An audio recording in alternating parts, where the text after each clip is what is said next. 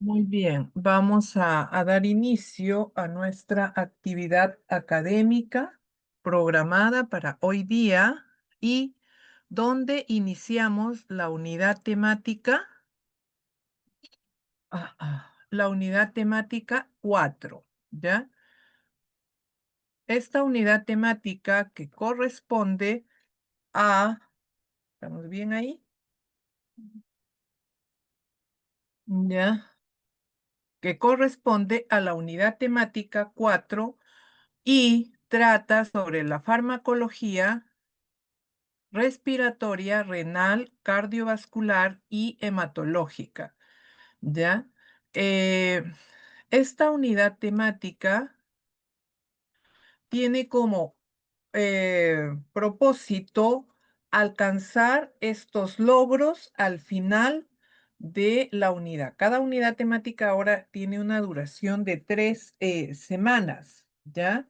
Entonces, esta unidad temática tiene como logro identificar, clasificar y diferenciar los grupos farmacológicos y grupos empleados para el tratamiento de asma bronquial, comprendiendo su mecanismo de acción, indicaciones y reacciones adversas. Asimismo, reconocer y analizar grupos farmacológicos utilizados para enfermedades cardiovasculares, incluyendo, ¿ya?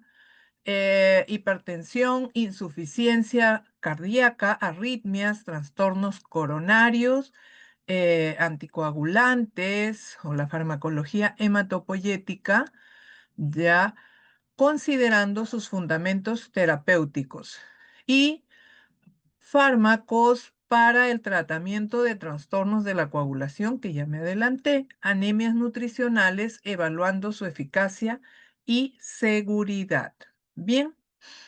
En el primer ítem también, no solamente asma bronquial, también nos vamos a ocupar de otras enfermedades obstructivas de la vía aérea, como es EPOC, farmacología o los fármacos para tratar EPOC. Bien.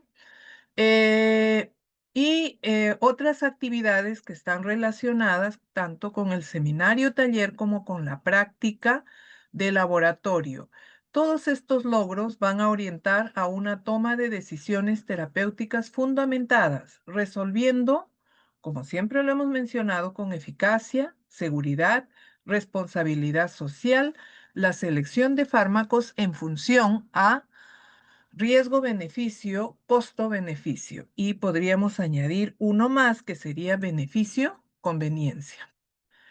En la unidad temática 1, los principios generales que hemos revisado, conceptos o las definiciones de farmacocinética, farmacodinamia. Luego, en la unidad temática 2, la farmacología del sistema nervioso autonómico, hemos identificado agonistas, antagonistas adrenérgicos, agonistas, antagonistas colinérgicos y en el unidad temática 3, unidad que acabamos de culminar, que ya estamos listos para el segundo examen, que corresponde a la farmacología del sistema nervioso central y periférico, y donde nos hemos ocupado, por ejemplo, de autacoides, antihistamínicos, AINES, etc. Muchos de estos vamos a recapitular en esta unidad temática 4. Hoy día nuestra agenda corresponde a la farmacología del asma bronquial. Nos vamos a ocupar de antiinflamatorios, o sea, la clasificación, los dos grandes grupos de fármacos para tratar asma bronquial, que son antiinflamatorios, broncodilatadores, asimismo, antitusígenos, mucolíticos, que también forman parte estos grupos de fármacos, estos grupos farmacológicos, los grupos terapéuticos, forman parte del tratamiento o del manejo farmacoterapéutico de la enfermedad por pulmonar obstructiva crónica. Asimismo, vamos muy ligero, digamos, pero de interés, los fármacos de uso en la desadaptación a las alturas. Bien. Entonces, eso es lo que vamos a ocuparnos hoy día, lo que corresponde a la farmacología del tracto respiratorio. Objetivos, vamos a describir brevemente la fisiopatología de asma bronquial y EPOC. Vamos a diferenciar, definir los grupos farmacológicos para tratar asma bronquial.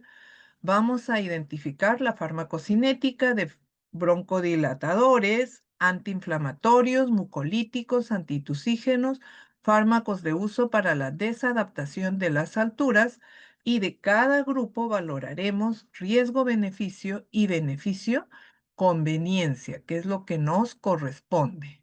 Muy bien, vamos a iniciar el asma bronquial. ¿Qué es el asma bronquial? El asma bronquial, ¿ya? eh, como enfermedad crónica degenerativa de carácter multifactorial y poligenético, ¿ya? El asma como tal se caracteriza, ¿ya? por una obstrucción de la vía aérea. ¿Y a qué se debe esta obstrucción de la vía aérea? Entonces lo que vamos a entender son los mecanismos fisiopatológicos. Bien, a ver, chicos, hasta aquí vamos entendiéndonos. ¿Mm? Sí, doctora. Sí, todo claro. Muy bien. Entonces vamos a continuar. Un momentito. Un momentito que voy a cerrar la puerta.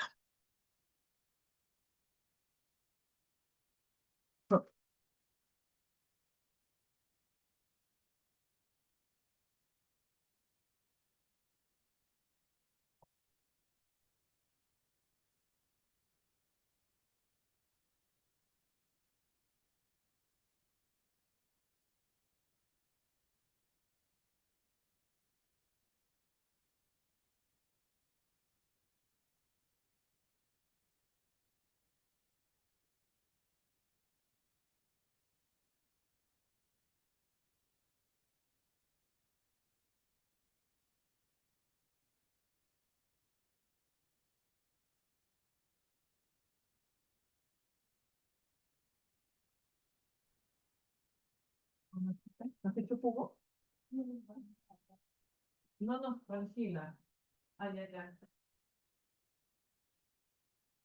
Voy a llevar acá. Después ya desayuno. Tranquila, mamacita. Levántate con calma, ¿ya? Ya después te tomo la presión. Sí.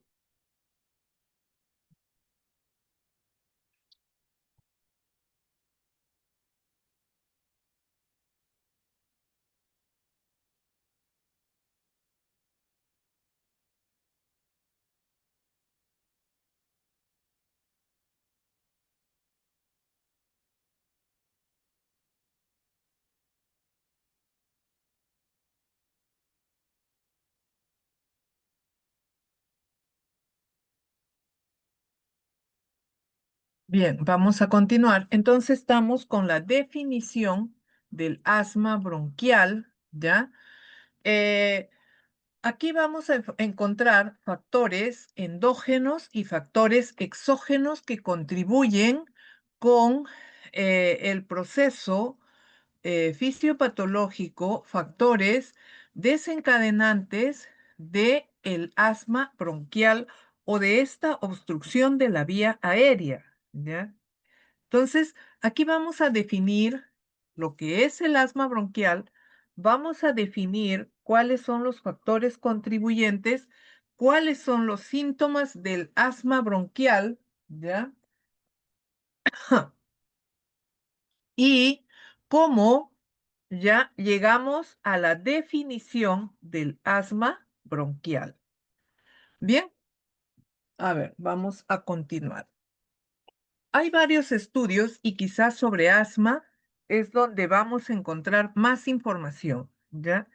Cada año se publica el estudio GINA, el estudio GENA, ¿ya? GINA, que incluye todos los avances o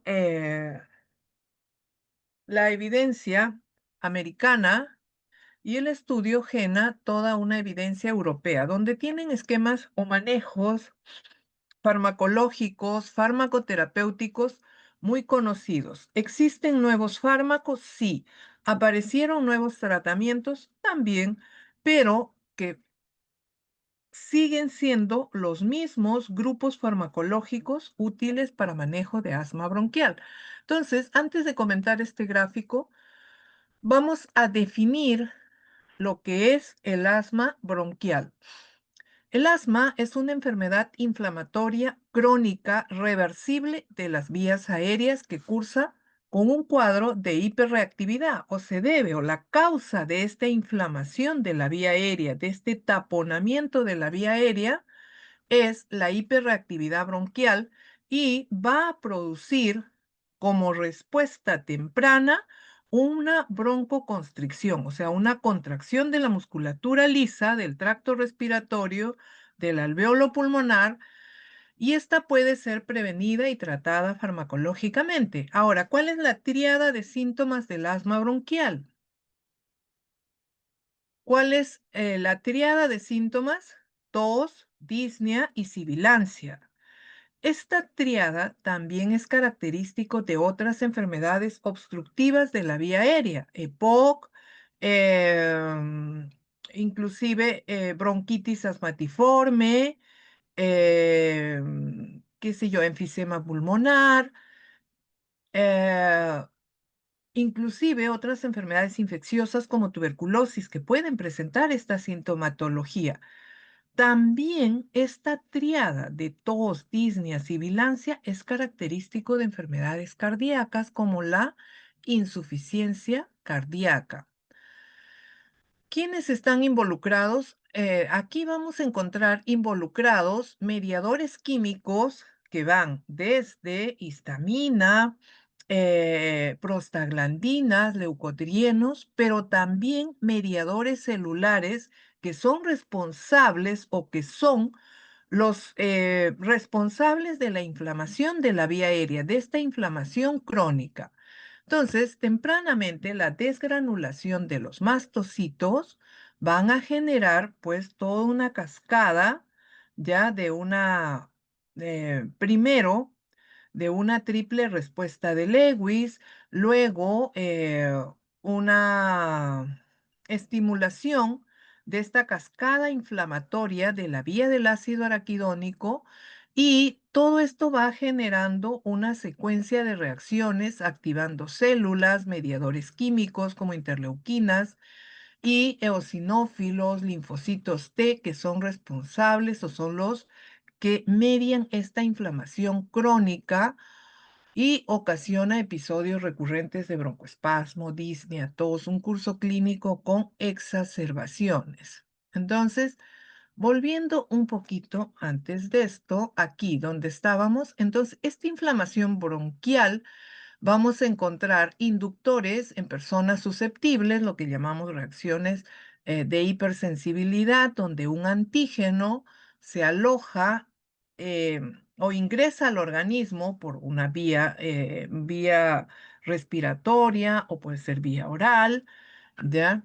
Y estos van a formar un complejo, ¿ya? Con un anticuerpo, con una inmunoglobulina. Y estos, pues, tienen sus propios receptores, ¿ya?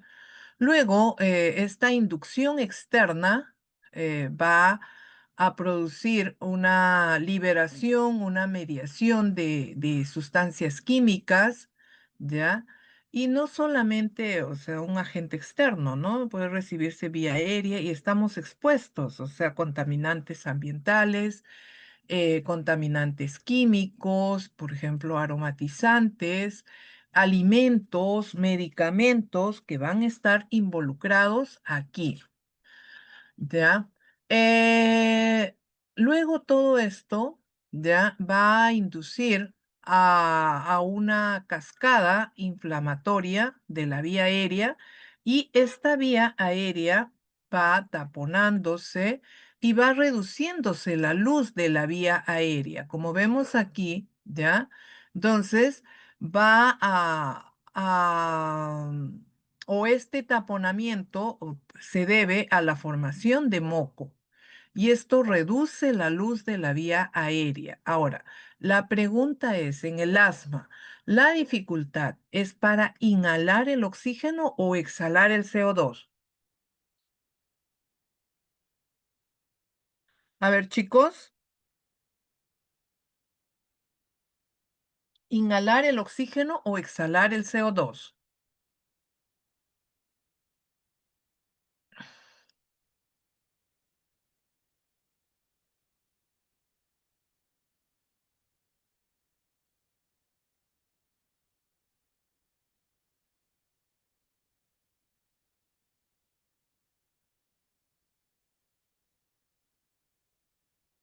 Inhalar el oxígeno o exhalar el CO2. Chicos, hola, ¿están allí? Exhalar, doctora. Exhalar. Exhalar, exhalar. Es la acumulación de CO2, por eso es que en el asma pueden haber también síntomas, eh, algunas evidencias sintomatológicas, neurológicas o a nivel del sistema nervioso central, ¿ya? Ahora, la obstrucción de la vía aérea se debe a una contracción del músculo liso, o sea, una contracción del músculo liso, un edema de la vía aérea, hipersecreción de moco, o sea, el aumento de moco, ¿ya? Y los cambios estructurales en la vía aérea, ¿ya? Es por ello que aquí vamos a encontrar los mecanismos celulares que les mencionaba. Miren ustedes, ingresa un antígeno, ¿ya? Al organismo y este inmediatamente se une a un anticuerpo con una inmunoglobulina E y esta inmunoglobulina E, este complejo, aquí en la célula cebada tienen unos receptores. ¿Recuerdan los receptores para tirosina quinasa? ¿Ya? Estos receptores que tienen dominios intra y extracelulares, ¿ya? Tienen respuestas o mecanismos de transducción de señales mucho más rápidos que los receptores metabotrópicos. ¿Por qué? Porque estos no requieren de los segundos mensajeros. Inmediatamente, con los residuos de tirosina quinasa, generan toda una cascada de transducción de señales, fosforilaciones y van a activar a enzimas de la membrana celular como la fosfolipasa 2, fosfolipasa C y estas a nivel intracelular, miren, activación. Va a haber una activación nerviosa, va a haber una activación en células de músculo liso, ¿ya? En músculo liso, donde vamos a encontrar algunos receptores, como por ejemplo, aquí en esta célula cebada, ¿ya? Esta activación, o sea, esta activación del receptor de tirosina quinasa, va a mediar la liberación de histamina. Histamina tiene receptores en músculo liso. Va a generar toda una cascada y una liberación de mediadores químicos, ¿ya? Y así va una secuencia activándose como la cascada del ácido araquidónico, donde se sintetizan o se activan la vía de la ciclooxigenasa, recuerden la vía de las lipoxigenasas, donde hay mediadores químicos como prostaglandinas de 2 leucotrienos, recuerden los leucotrienos cisteínicos, y eh, estos van generando respuestas tempranas. Por eso es que frente a un cuadro de asma, la respuesta temprana se caracteriza por el broncoespasmo, por la contracción del músculo liso, pero esta respuesta es de corta duración. Inmediatamente esta cascada, como hay interleuquinas, van a activar a otros mediadores, pero ya no tanto químicos, sino celulares. Y estos mediadores celulares, ¿ya? Como ya los neutrófilos, linfocitos B hasta los linfocitos T, son los que median la respuesta tardía. ¿Y cuál es la respuesta tardía? La inflamación de la vía aérea, ¿ya? O sea, estas respuestas que vemos aquí, ¿ya? Reflejos o estas respuestas que se caracterizan por una hipertrofia, una hiperplasia, células del músculo liso en las vías aéreas que van a producir moco y por ende taponamiento de la vía aérea. Pero este mecanismo de inflamación, de epitelización, de broncoespasmo es reversible, ¿ya? Es reversible. Ahora, la pregunta es, ¿el asma es reversible? No, se puede tratar, se controla el asma, ¿ya? La inflamación de la vía aérea se controla. ¿Y por qué no es reversible el asma? Porque hemos mencionado como definición inicial que es una enfermedad crónica de carácter multifactorial y poligenético. O sea, hay factores contribuyentes endógenos y hay factores contribuyentes externos. No nos vamos a detener mucho aquí porque yo sé que en su curso de fisiopatología, como manda su sílabo, ya han desarrollado esto. Lo mismo que les estaba comentando, ¿ya? Entonces, hay mediadores químicos, miren, entre un alergeno, ¿ya? Este alergeno con el anticuerpo forman un complejo y este complejo se une a unos receptores de tirosina quinasa en la célula cebada del mastocito. ¿Ya? Entonces, aquí se van liberando mediadores químicos, desgranulación de mastocitos, donde se libera histamina, heparina, ¿ya? Asimismo, en la membrana celular, miren, se activan, se estimula a la enzima fosfolipasa 2, fosfolipasa C y todos los mediadores químicos que van a producir broncoespasmo.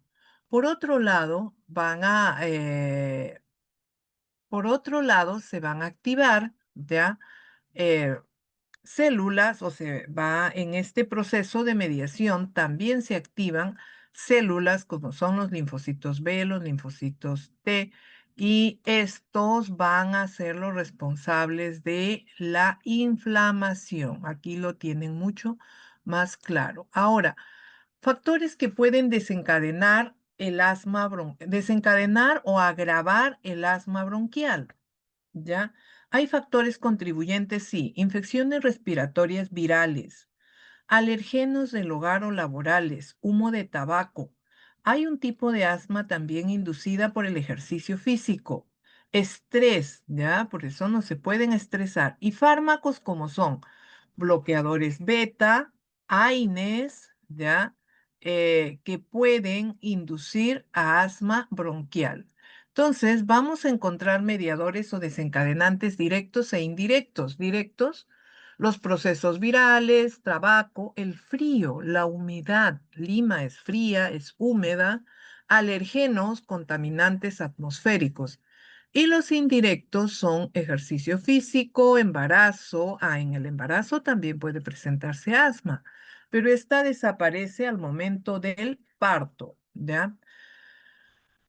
Alérgenos como son aditivos en alimentos, ¿no? Colorantes, saborizantes, tormentas e inversión térmica, fármacos, sinusitis, inclusive la menstruación, el reflujo gastroesofágico que irrita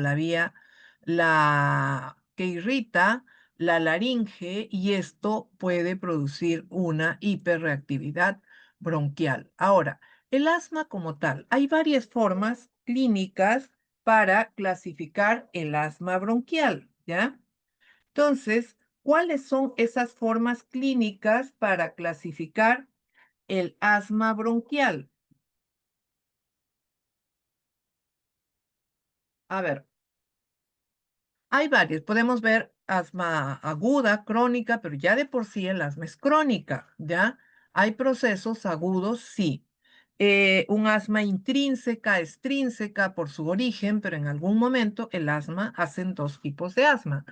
Entonces, Gema, en su estudio del 2009, propone y que a partir de allí se viene clasificando al asma de manera escalonada, ¿ya? Ey, ey, ey. Ya se viene clasificando al asma de manera escalonada. Bien, entonces vamos a tener cuatro tipos de asma aquí, de acuerdo a su gravedad, a la sintomatología. Un asma intermitente, un asma persistente leve, un asma persistente moderada y un asma persistente grave o severa.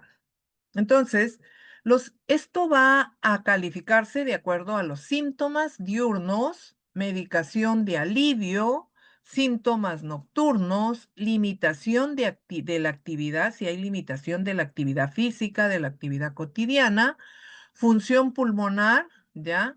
La evaluación del volumen expiratorio forzado en el primer minuto, ¿ya? Y las exacerbaciones, por cuánto tiempo se dan estas. Entonces, los síntomas aquí pueden ustedes visualizar, ya no hay 2 días o menos a la semana, más de 2 días a la semana, síntomas diarios y síntomas continuos. Entonces, ¿en cuál de estos estadios, por ejemplo, se limita la actividad física? En esta de acá, en el asma persistente grave, se limita la actividad física. Si son niños, hay deserción escolar y si son adultos, deserción laboral. ¿Ya? Ahora, exacerbaciones, y esto vamos a verlo para entender luego el tratamiento. Ninguna, una o ninguna al año, dos o más al año, dos o más al año. Esto es importante entender para plantearnos que lo que viene a continuación, los objetivos terapéuticos, los objetivos para el manejo de asma bronquial. En el dominio control actual, prevenir los síntomas diurnos y nocturnos y los síntomas post ejercicio físico. Uso de agonistas beta 2 de acción corta, no más de 2 días a la semana o no más, o a necesidad. Mantener la función pulmonar normal o muy cerca a lo normal, sin restricciones en la vida cotidiana y cumplir con las expectativas del paciente y su familia. En el dominio de riesgo futuro, prevenir exacerbaciones y la mortalidad temprana, minimizar la pérdida progresiva de la función pulmonar y evitar los efectos adversos, ¿ya? Evitar los efectos adversos del tratamiento. Entonces, ¿cuáles son los grupos farmacológicos y terapéuticos del asma bronquial? Tenemos a los broncodilatadores y a los antiinflamatorios. ¿Quiénes son los broncodilatadores? Los agonistas adrenérgicos, antagonistas colinérgicos muscarínicos y las metilsantinas. Los antiinflamatorios, tenemos aquí aquellos que previenen la inflamación de la vía aérea. ¿Y a quiénes encontramos? ¿Cuáles son los antiinflamatorios más, digamos, más potentes? ¿Cuáles son los antiinflamatorios más potentes? ¿Mm? Eficaces y potentes podríamos señalarlo. ¿Mm? Chicos. Ketoprofeno. Ketoprofeno. Ya, es un AINE el ketoprofeno, pero hemos visto que los AINES son inductores de asma. ¿Mm? Entonces, los antiinflamatorios más potentes, útiles en asma, pero a los cuales también se los ha satanizado, son los glucocorticoides. Siguen siendo los mejores antiinflamatorios para el manejo de asma. Ahora, ¿cuál es la importancia aquí? Me pueden decir, no, pero yo he leído que los glucocorticoides producen RAMs como altera el crecimiento y desarrollo, ya el sobrepeso, inclusive retardo en el crecimiento y desarrollo de niños, si no es bien manejado. Entonces, esto hace que estos fármacos hayan sido, pues, hasta cierto punto, relegados en su uso cuando es importante la administración de glucocorticoides. Antileucotrienos aparecieron después con la finalidad de desplazar a los glucocorticoides, ¿ya? Pero, ¿qué encontramos aquí? Que su utilidad es muy selectiva, ¿ya? Y Las cromonas, que son de acción local, no son, digamos, o no revierten un broncoespasmo, no reducen la inflamación, pero sí son muy buenos como eh, antialérgicos y la vía de administración ayuda. Muy bien. Ahora vamos a referirnos a los grupos de fármacos, ¿ya? A los grupos de fármacos vamos a identificar a los broncodilatadores. Habíamos visto que broncodilatadores son tres grupos: agonistas adrenérgicos, antagonistas colinérgicos muscarínicos y las metilsantinas, ¿ya? Y las metilsantinas. Ahora, a ver, vamos a ver y vamos a empezar con los agonistas beta adrenérgicos. Los agonistas de receptores beta 2 adrenérgicos o llamados selectivos tenemos a salbutamol, levarbuterol, salmeterol, formoterol, ya indagaterol. Y los agonistas de receptores beta 2 adrenérgicos no selectivos: metaproterrenol, isoproterrenol, epinefrina, ¿ya? Eh, ¿Por qué encontramos selectivos y no selectivos? ¿Y cuáles serán los de elección y por qué? ¿Ya? Ahora, los broncodilatadores de uso en asma y EPOC varían en su rapidez y tienen un periodo de latencia variable, ¿ya?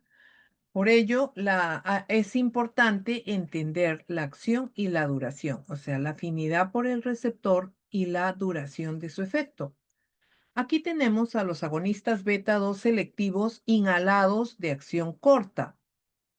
Son, digamos que los más importantes en el manejo de asma, sin dejar de lado que los agonistas beta 2 de acción prolongada, ¿ya?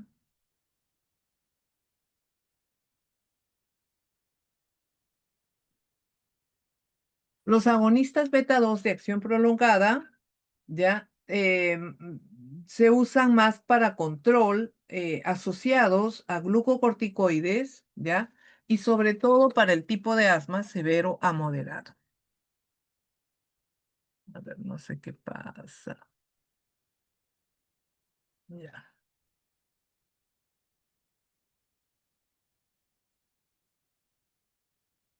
Ahora, ¿dónde actúan los broncodilatadores? Sobre todo los agonistas beta 2. ¿Dónde van a actuar? ¿Mm? ¿Dónde vamos a encontrar que actúan los agonistas beta 2?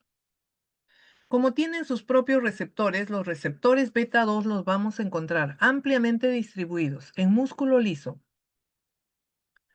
vascular y extravascular, en todo el músculo liso extravascular del tracto respiratorio, gastrointestinal, uterino. Vamos a encontrar receptores beta 2, inclusive en el encéfalo, ¿ya? También en músculo estriado vamos a encontrar en algunos órganos o vísceras, también vamos a encontrar receptores beta 2, ¿ya? Pero ahora nos interesa identificar dónde van a actuar eh, estos fármacos a quienes hacemos referencia para el manejo de asma, que son los agonistas beta 2 selectivos y no selectivos. Ahora, estos van a relajar el músculo. ¿Cómo? El agonista beta 2 se une al receptor, ¿ya? Y este, al unirse al receptor, ¿ya? Va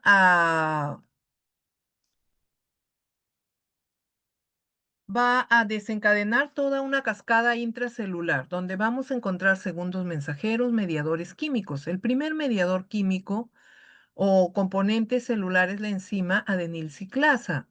Esta va a activar y la conversión del ATP en AMP cíclico, ¿ya?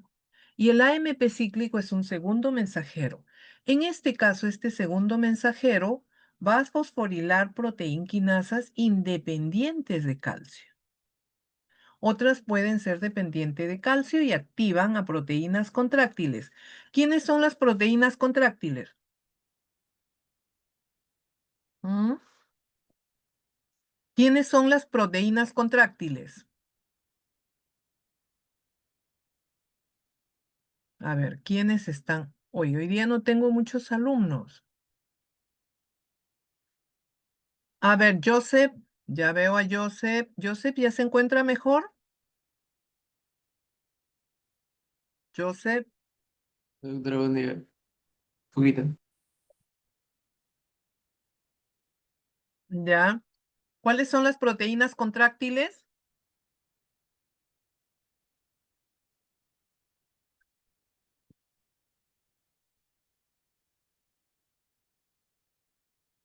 A ver, Cristian.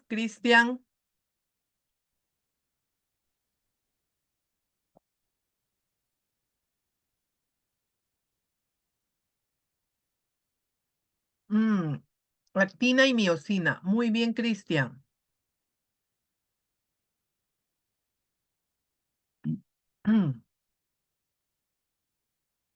Entonces, en este caso, como aquí en la fosforilación de proteínquinasas se activan, ya, o sea, estas proteínquinasas son independientes de calcio, ¿ya? Entonces, inhiben actina y miosina. Y al inhibir actina y miosina, el músculo liso se relaja. Por eso es que la respuesta aquí de los broncodilatadores es que relajan a la musculatura lisa. Y al relajar a la musculatura lisa, ¿ya? Se media la broncodilatación. O sea, el bronquio se dilata. Por eso es que estos responden frente a una broncodilatación, a un broncoespasmo, como relajando al músculo liso para eh, reducir estos síntomas, ya como la incapacidad para exhalar el CO2, ¿ya? Ahora, a ver, pasamos de aquí. Entonces, los fármacos, en el manejo de asma, los fármacos tienen una peculiaridad especial. ¿Y cuál es esta? La vía de administración. Se administran de preferencia por una vía, ¿ya? Inhalatoria. Y esta vía inhalatoria tiene ciertas características, ¿ya? Nicole, Nicole, Sí, doctora. ¿la vía inhalatoria es una vía tópica o una vía sistémica? Em, em, una vía tópica.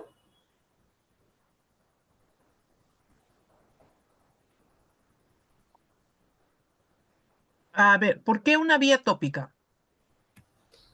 em, Porque va a hacer contacto con la mucosa de la vía respiratoria. Ya. Ahora, ¿cómo se calcula aquí la dosis del fármaco? Administrándose por vía inhalatoria cuando se requiere de un dispositivo, como lo podemos visualizar aquí. Oh, no, ya. Aquí podemos visualizar el dispositivo que requiere de destreza para administrarse. ¿Cómo calculamos la vía, cómo calculamos aquí la dosis? A ver, en Mabelén, Sí, doctora. ¿cómo calculamos aquí la dosis cuando administramos el fármaco por vía inhalatoria?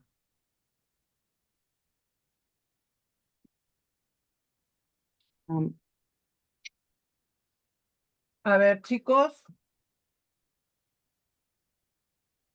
¿cómo vamos a calcular aquí la dosis?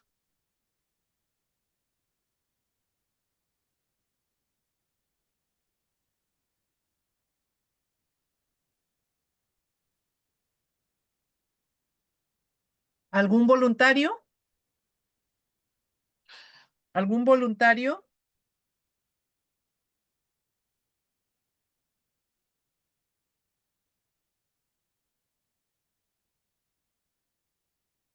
A ver, ¿cómo calculamos aquí la dosis? Chicos, en este caso, aquí, este dispositivo requiere de destreza, ¿ya? La dosis o la cantidad de fármaco administrada, como es una vía local, es una vía tópica, ¿ya? Y es la vía de elección para el tratamiento del asma bronquial y de otras enfermedades obstructivas, ¿ya? Entonces se calcula la cantidad de fármaco por los puff, ¿ya? O sea, cada disparo tiene una cantidad de fármaco. Por ejemplo, en salbutamol se dice que cada disparo, ¿ya?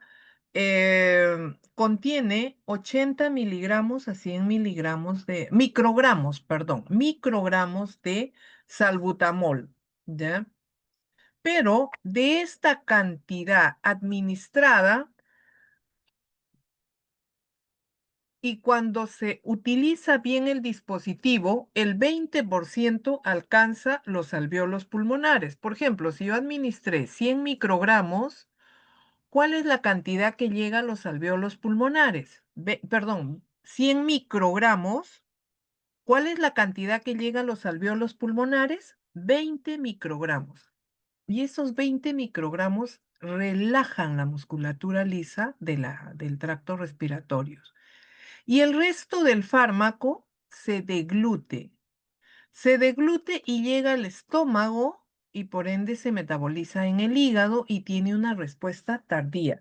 Pero es una cantidad mínima, sí, pero puede producir una respuesta, ¿ya?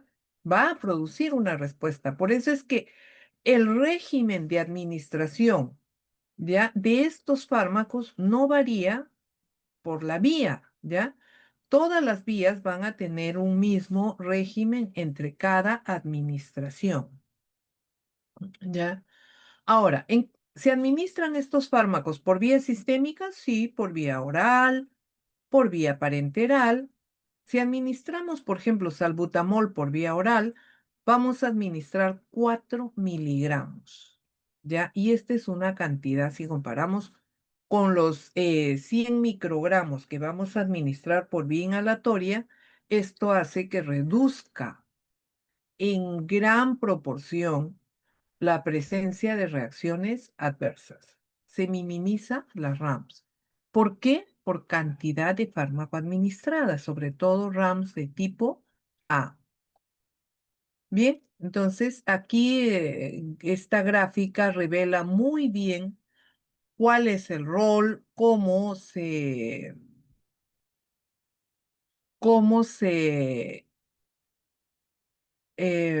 maneja, ¿ya? La vía inhalatoria o esta vía para manejo de asma, ¿ya? Para tratamiento de asma. Hoy no quiere.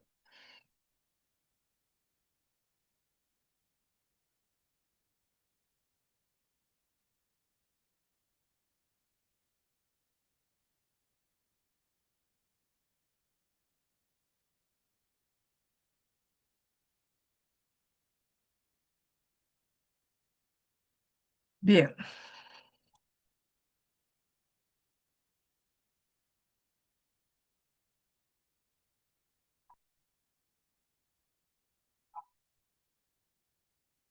Ya. Ahora, ¿cuáles son los efectos farmacológicos? ¿Cómo se media la broncodilatación? Recordemos que estos fármacos, su acción farmacológica es broncodilatadora, ¿ya? Su acción farmacológica es broncodilatadora, vasodilatadora, porque también encontramos receptores beta 2 en músculo liso vascular, ¿ya? Ahora, la broncodilatación se debe a una relajación del músculo liso bronquial mediante el aumento del AMP cíclico y tras una activación de la adenilato ciclasa. Y como resultado tiene la disminución de la resistencia de las vías aéreas y el alivio rápido de la disnea. Inhibición de la liberación de mediadores inflamatorios. Disminuye la liberación de mediadores inflamatorios como histamina, leucotrienos y otros mediadores proinflamatorios, ¿ya? como mastocitos basófilos. Aumento del aclaramiento mucociliar. Mejoran el movimiento ciliar del epitelio bronquial y facilitan la eliminación, ¿ya?, de secreciones. Reducción de la permeabilidad capilar. Efectos extrapulmonares. También hay respuesta cardiovascular, sí, por el dicho, tiene una acción vasodilatadora, ¿ya? Puede haber una taquicardia leve, por mucho que tengamos a los receptores que son selectivos, por ejemplo, en este caso, beta 2, ¿ya? Puede que por dosis o porque aumenta la concentración plasmática por cualquier factor que escapa al manejo terapéutico, ya podemos administrar dosis terapéuticas, pero puede alcanzar concentraciones superiores a las terapéuticas y esto puede producir una estimulación beta 1 y presentar pues respuestas de beta 1 a nivel del corazón como taquicardia, arritmia. Metabólicos por incremento de glicemia y reducción de potasio sérico, hipocalemia, y musculares, también hay respuestas musculares porque vamos a encontrar receptores beta 2 en músculo estriado y se va a presentar un temblor fino, ¿ya? Las respuestas de los agonistas beta 2, ¿ya?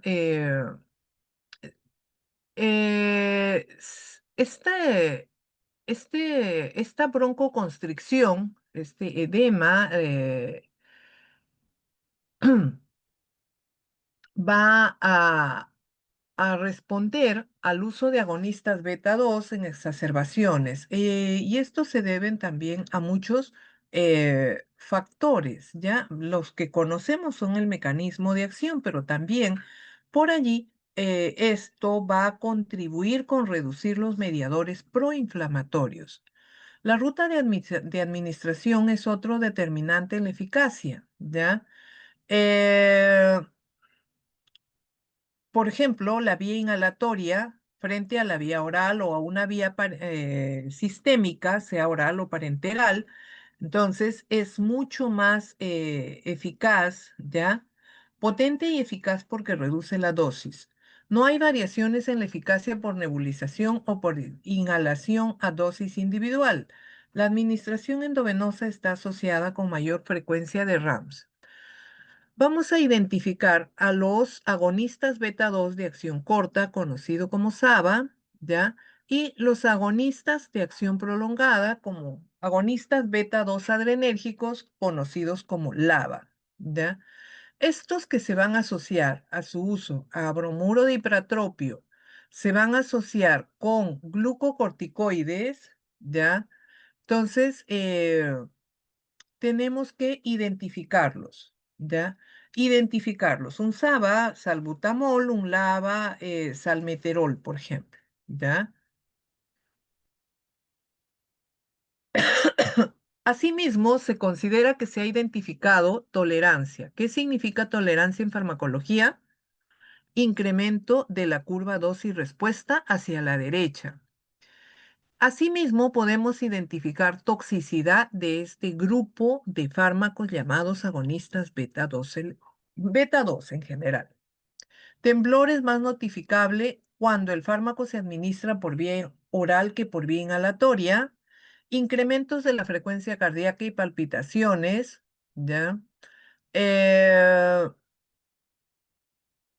el uso de dispositivos de cámaras espaciadoras disminuyen estos efectos, reducción de la disposición de la medición. Cardiomiopatía inducida por estrés ha sido asociada con el tratamiento de estatus asmático en un reporte de casos. También se han reportado disturbios metabólicos como hiperglicemia y hipocalemia. Otros broncodilatadores son los antagonistas colinérgicos muscarínicos, como el bromuro de hipratropio y el bromuro de tiotropio, ¿ya? Los antimuscarínicos, derivados del amonio cuaternario, se absorben difícilmente en el tracto gastrointestinal y no cruzan la barrera hematoencefálica. Solos no son útiles, no revierten un broncoespasmo, ¿ya? Es por ello que en asma aguda está asociado a un agonista beta 2, en pacientes con EPOC severa sí son útiles, son de primera elección en casos de EPOC, en rinitis alérgica o viral y en realidad sí pocos efectos adversos a nivel sistémico. Ahora, el otro grupo de broncodilatadores son las metilsantinas, ¿ya? Son las metilsantinas.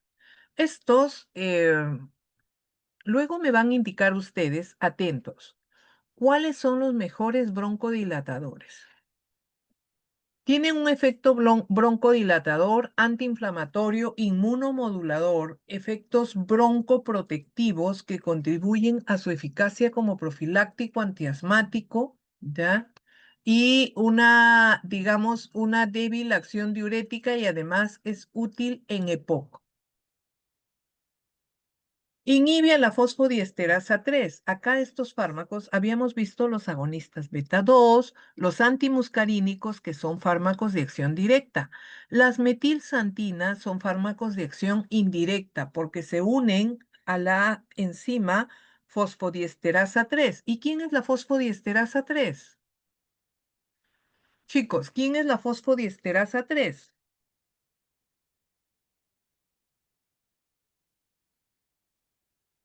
Ah,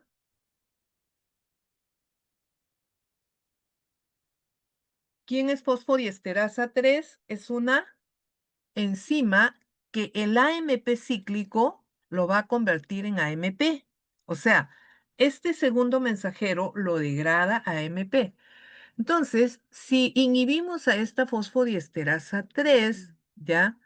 Fosfodiesterasa 5 o a todas las fosfodiesterasas donde tiene afinidad las metilsantinas, ¿ya?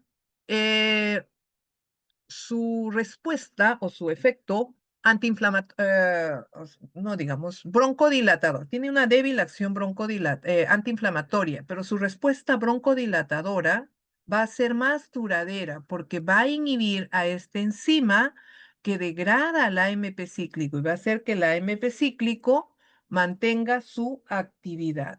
¿Ya? Aquí tenemos fármacos como teofilina, ¿ya? Tenemos fármacos como teofilina, que incrementa la actividad de histona, diacetilasa, incrementa la respuesta de corticoides en pacientes con asma severa, resistentes a corticoides y en pacientes fumadores con asma. ¿Ya? Potencial de uso para pacientes con asma crónico, con intolerancia al ABA.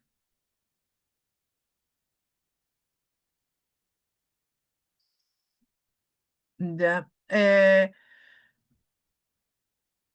Y las respuestas a los corticosteroides inhalatorios o a pacientes sin adherencia a esta respuesta o esta medicación inhalatoria. No es de indicación rutinaria para el tratamiento de asma severo o agudo, ¿ya? Por vía endovenosa puede ser agregada en asma severa cuando los pacientes no responden a nebulizaciones o corticoides sistémicos. La teofilina oral como terapia de mantenimiento requiere una dosis baja inicial y un monitoreo sérico.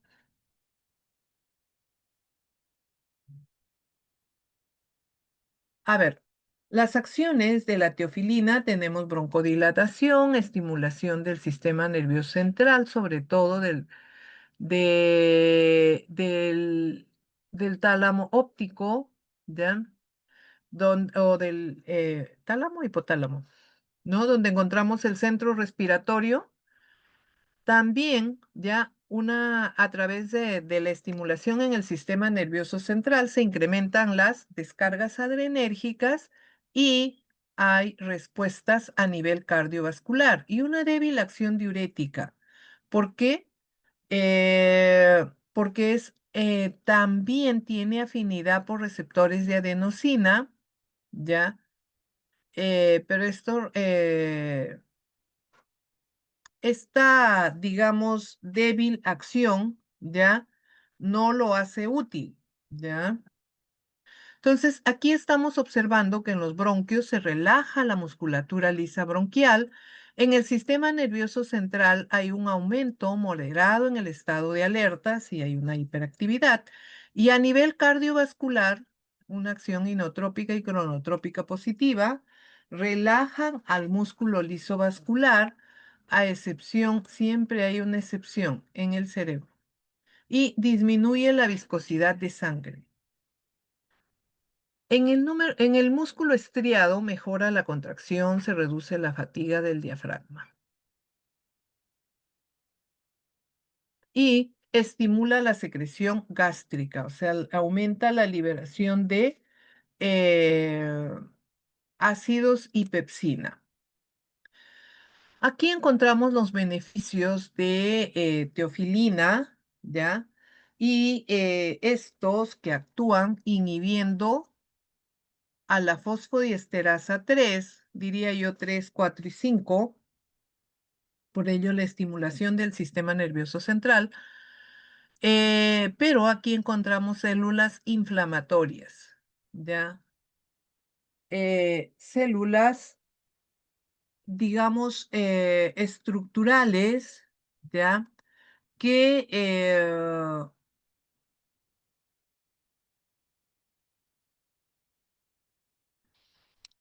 y estoy ya. Aquí ya hablamos de una reduce el riesgo de inflamación, o sea, eh, estas metilsantinas, ¿ya?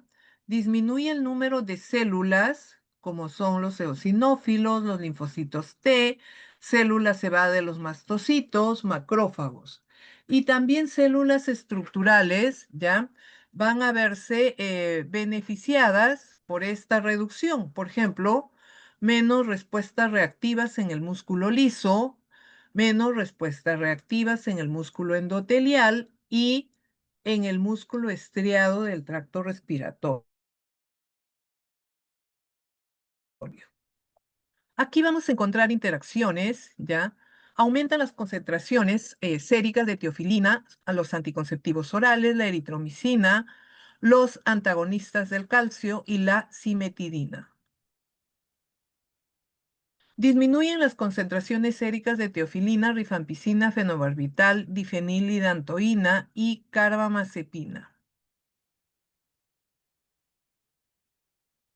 Entonces, ahora vamos a ocuparnos del grupo de los antiinflamatorios. ¿Quiénes son los antiinflamatorios? A ver, un momentito que voy a traer agua.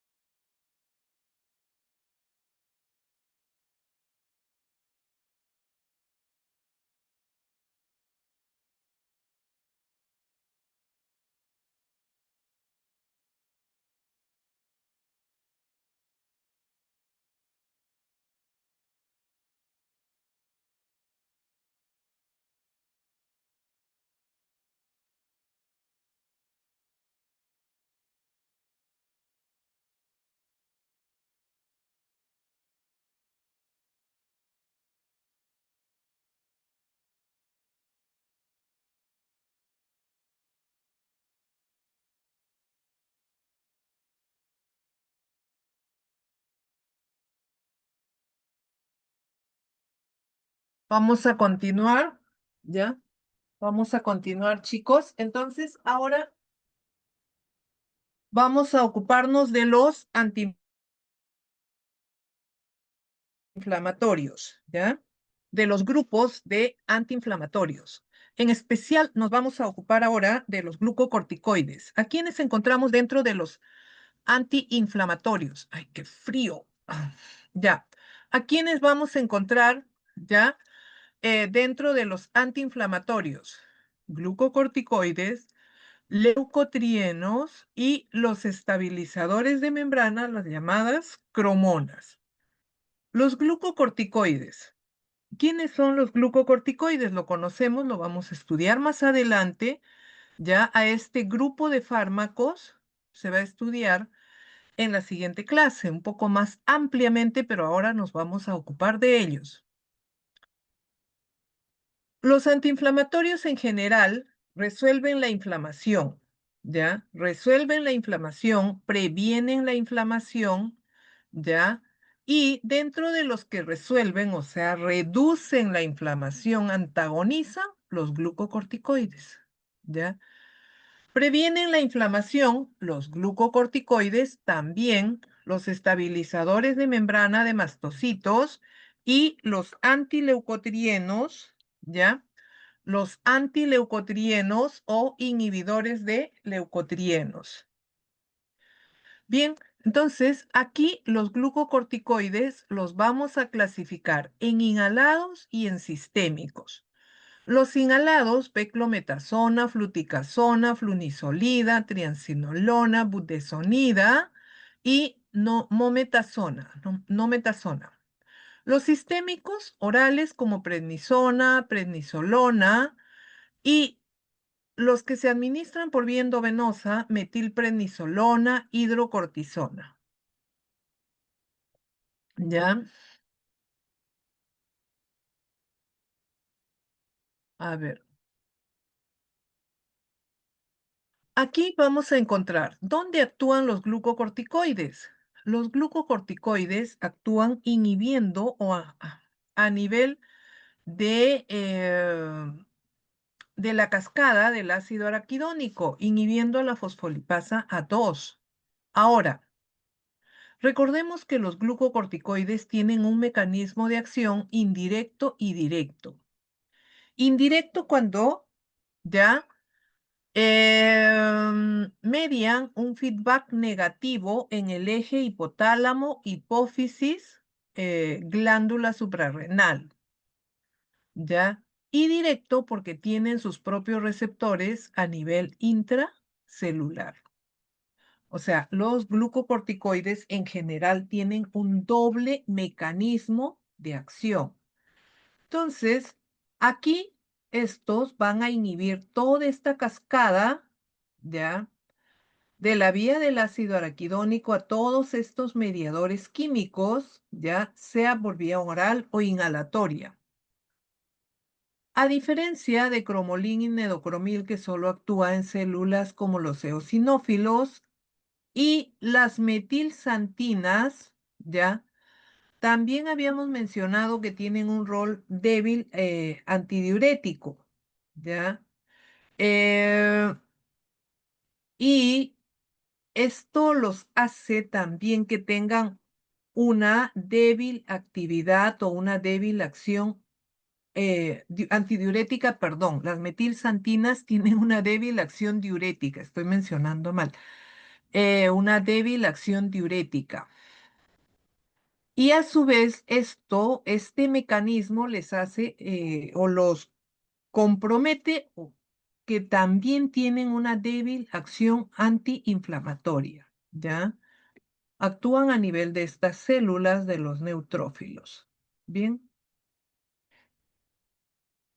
Ahora, los glucocorticoides, ¿ya? Los glucocorticoides van a reducir el número de células inflamatorias, ya a nivel de eosinófilos, linfocitos T, células cebadas, macrófagos, igualmente las células epiteliales, endoteliales, músculo liso y glándula mucosa, ¿ya?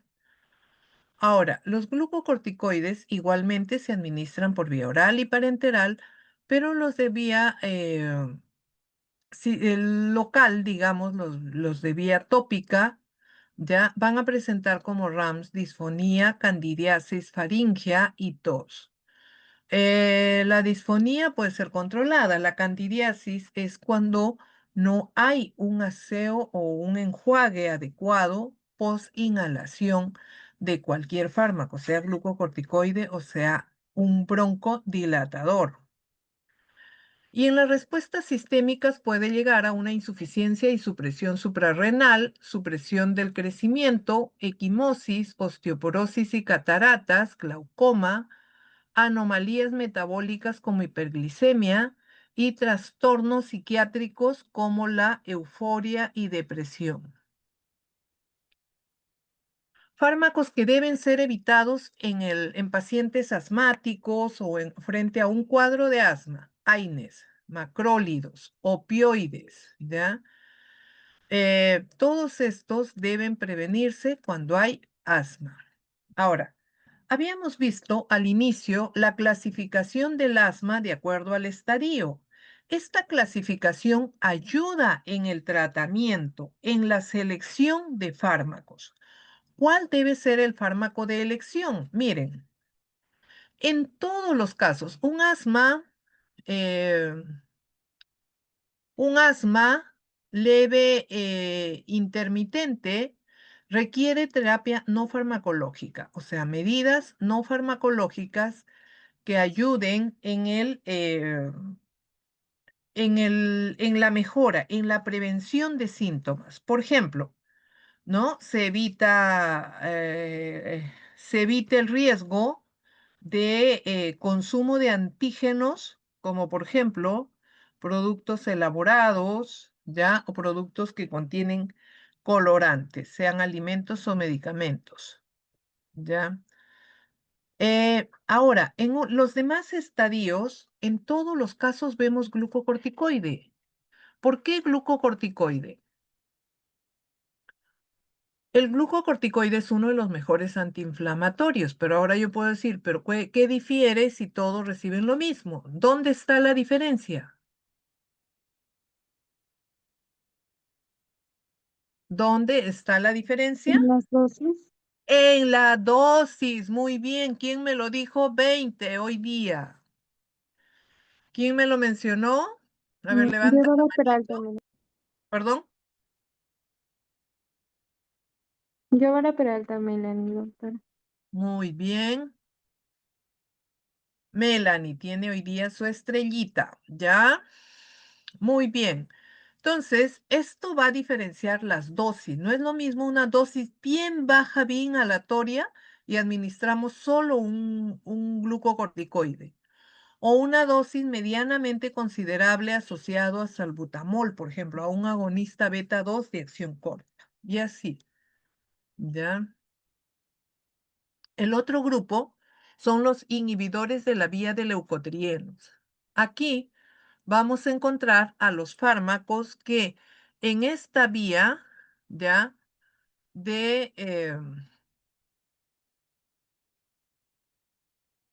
No lo estoy encontrando. Bueno,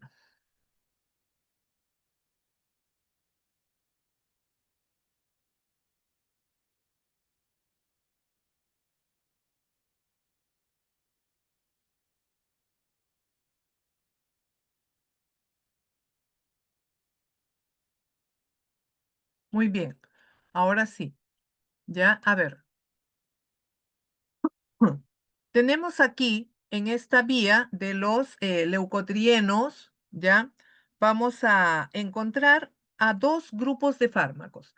Aquellos que inhiben a la enzima 5-lipooxigenasa, que es el sileutón, no tiene mucha utilidad, pero sí son útiles aquellos que antagonizan al receptor de leucotrienos, sobre todo a los receptores de leucotrienos cisteínicos, ¿ya?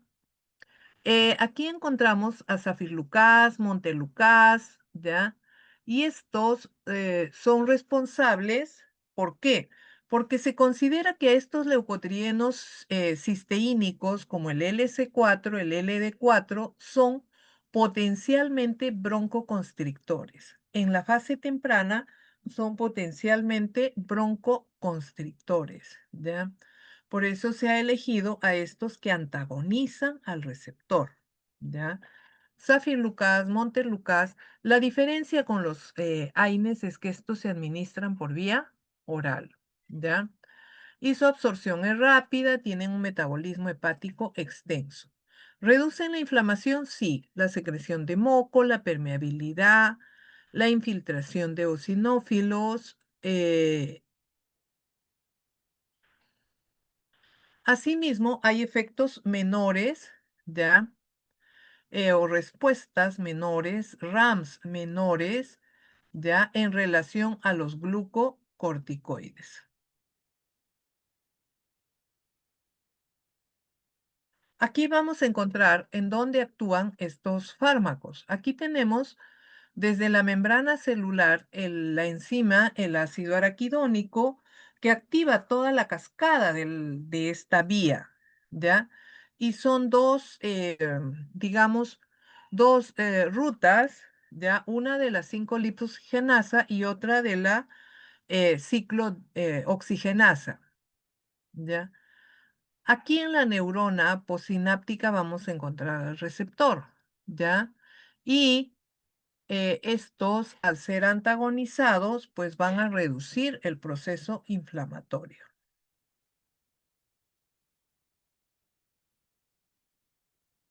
Muy bien, entonces van a mejorar la inflamación, contribuyen con la broncodilatación y reducen las secreciones. Sileutón, como les había mencionado, es un inhibidor de la lipoxigenasa administrado también por vía oral, ¿ya? Va a ser útil en la prevención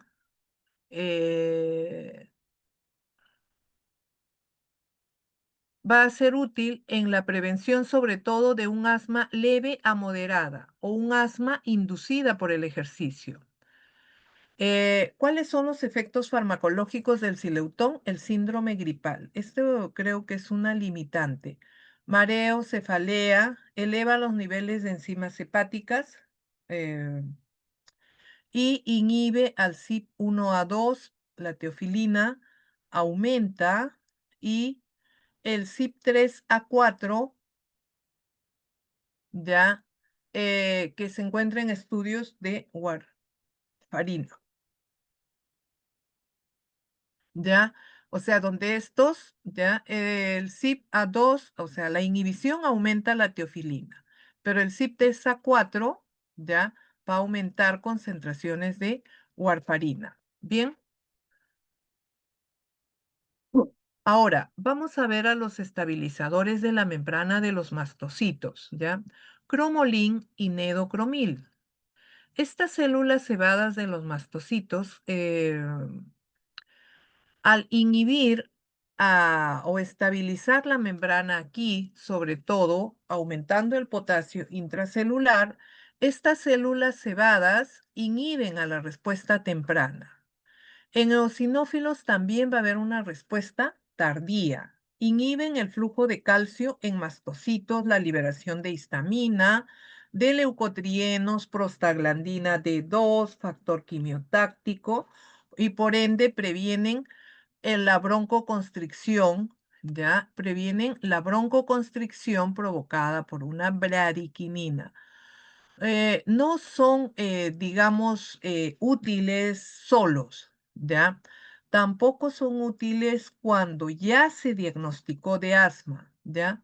Por eso señala como RAM que no son broncodilatadores, bloquea la broncoconstricción por ejercicio, alergenos, aspirina, polvo, humos, ¿ya?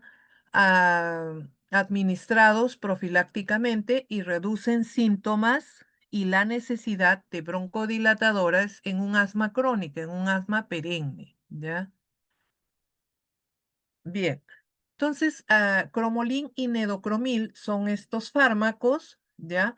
Se usan profilácticamente porque no son útiles, no reducen el asma, ¿ya? reducen la hiperreactividad, pero la hiperreactividad bronquial puede aparecer en cualquier momento. Son más eficaces en niños con asma alérgica, ¿ya? Y estos que se administran por vía inhalatoria, ¿ya? En rinoconjuntivitis alérgica. Sus RAMs, bueno, una irritación de garganta, sequedad bucal, tos irritativa, edema de laringe, ¿ya? Rigidez torácica, alteraciones del gusto con nedocromil, sobre todo se presenta cefalea.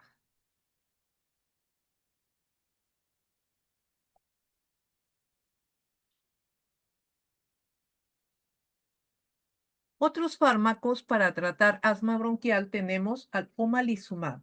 Este es un anticuerpo monoclonal que se une a la inmunoglobulina E. A este anticuerpo disminuye la expresión del receptor, impide que el alergeno se una o formen este complejo y desencadena la liberación de mediadores químicos, ¿ya? Este omalizumab se administra por vía subcutánea ya mucho tiempo y buen tiempo que está en el mercado, ¿ya? Y sí, siempre se lo ha considerado, sobre todo cuando el asma ya no, o con otros fármacos, no responden al tratamiento, ¿ya? Muy bien, entonces, aquí, ¿ya? Está indicado en adultos y en adolescentes mayores de 12 años con un asma alérgica moderada.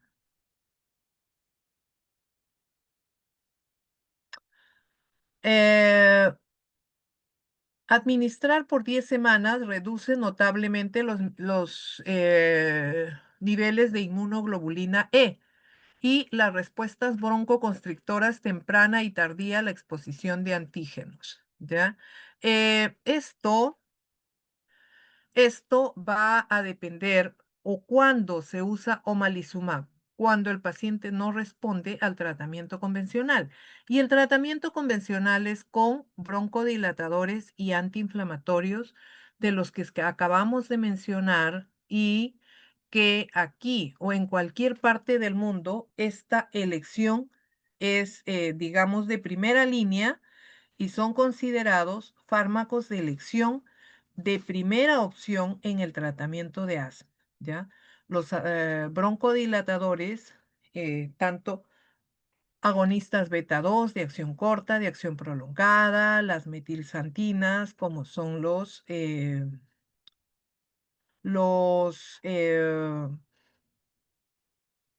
digamos que aquí, ¿ya?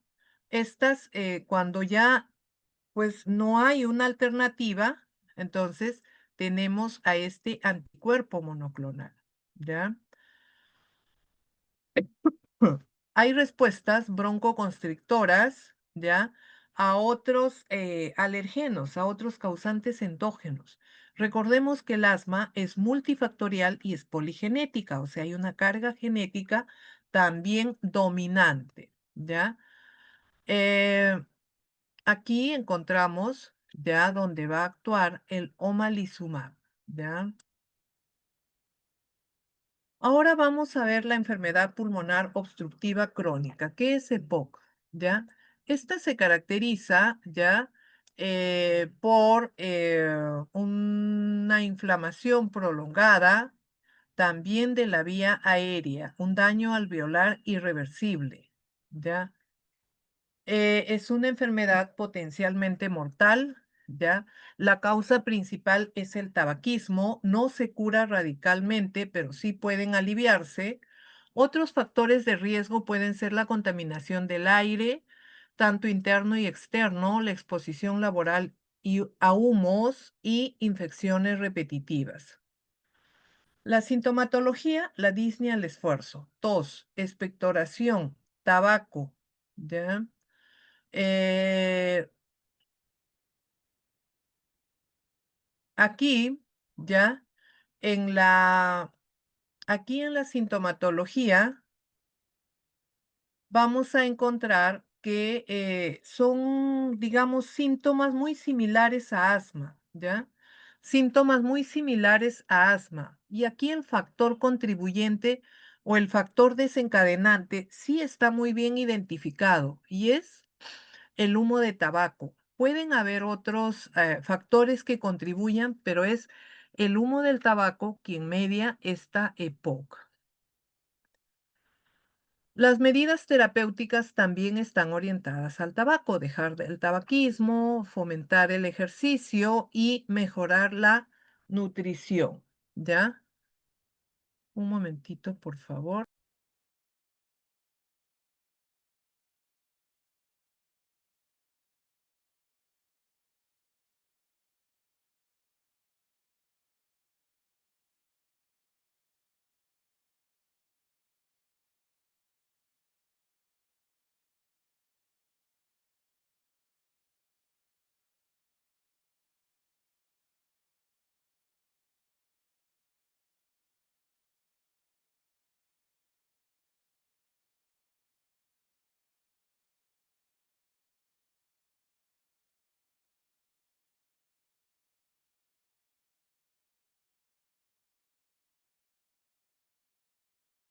A continuar, ¿ya? Vamos a continuar con, con esta clase para culminar con la enfermedad pulmonar obstructiva crónica más conocida como EPOC. Ahora, ¿cuál es el tratamiento? Aquí encontramos el tratamiento muy similar. Agonistas beta 2, vía inhalatoria, anticolinérgicos. Aquí sí el anticolinérgico es de primera elección. Recordemos que tanto bromuro de hipratropio, ¿ya? Como el tiotropio no son de primera elección porque no revierten un broncoespasmo. Siempre se tienen que administrar asociados a un agonista beta 2. El anticolinérgico aquí sí es de primera elección. Glucocorticoides inhalados y sistémicos, ¿ya? Las metilsantinas y agentes mucolíticos como acetilcisteína, ¿ya? Esta EPOC que se caracteriza por una limitación del flujo aéreo y un rango en los cambios patológicos, ¿ya? Tanto en el pulmón y algunos efectos extrapulmonares, el factor de mayor riesgo es el tabaquismo, mecanismos responsables de la patogénesis de la enfermedad enteramente claros, pero involucra al sistema inmune innato. El diagnóstico está basado en los síntomas clínicos, obstrucción de la vía aérea. La medicación es un componente importante, ¿ya? El humo del tabaco, que es lo que va a activar, miren, a las células, a los linfocitos T, ¿ya? Macrófagos, neutrófilos, monocitos, ¿ya? Y estas proteasas que aparecen como consecuencia de la estimulación celular de macrófagos, neutrófilos, van a estimular la secreción de moco, ¿ya? Y esto va a formar un taponamiento de la vía aérea, una destrucción de la pared alveolar y una fibrosis, o sea, las vías respiratorias de pequeño calibre se van a ver afectadas y acompañadas de un taponamiento, ¿ya? Muy bien. Ahora, aquí los broncodilatadores, los agonistas beta 2 de acción corta, de acción prolongada, ¿van a ser útiles? Sí. Los anticolinérgicos como el hipratropio, que es de acción corta, el bromuro de hipratropio y de acción prolongada, el tiotropio, la teofilina y los glucocorticoides inhalados. ¿Por qué? Porque van a reducir la constricción del músculo, el control del tono vagal, ¿ya? Y pues va a mejorar, ¿ya? Va a mejorar la sintomatología, aunque no tiene cura, ya no es reversible, pero sí alivia, ¿ya? Alivia de los síntomas esta enfermedad. Perdón. Ahora, eh, ¿qué hay de los mucolíticos? A ver. vamos con los, Dios mío, ya apúrate. Agentes mucoactivos. Aquí son los que van a reducir la capacidad para modificar la producción, la secreción y la naturaleza de la composición del moco, ¿ya? Estos van a reducir a nivel mucociliar la producción y la interacción del moco, ¿ya? Aquí vamos a encontrar a fármacos expectorantes, mucolíticos, mucocinéticos y mucorreguladores, ¿ya? En EPOC, el moco puede incrementarse 3 veces más de su producción normal y 10 veces más cuando hay fibrosis quística. Por eso la obstrucción de la vía aérea, la producción de moco, ¿ya? Los agentes mucoactivos vamos a encontrar broncodilatadores y antiinflamatorios. Dentro de los broncodilatadores, los agonistas beta 2 los volvemos a encontrar. Los anticolinérgicos, que son anticialogogos, o sea, los que producen la secreción, aumentan la secreción. Las metilsantinas, ¿ya? Inhibidores de fosfodiesterasa específicos, ¿ya? Como roflumilaz, que es un derivado biológico, y glucocorticoides inhalados que actúan como mucorreguladores, controlando la inflamación y la causa de la hipersecreción. Los mucolíticos encontramos acetilcisteína, carbocisteína y erdosteína. Acetilcisteína es el más conocido. Modifica, fluye, licúa el moco, ¿ya? Y tiene un efecto antioxidante. Recordemos que acetilcisteína también se usa como antídoto para intoxicación por paracetamol. Los beneficios clínicos son aún inconsistentes, ¿ya? Modestos y con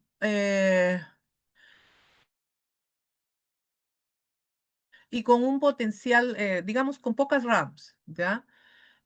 Ojalá tengamos más estudios. Todos estos fármacos no tienen digamos, una sostenibilidad de evidencia clínica, ¿ya? Es muy pobre su evidencia clínica. ¿Reducen las exacerbaciones? Sí. ¿Mejoran la sintomatología? Sí.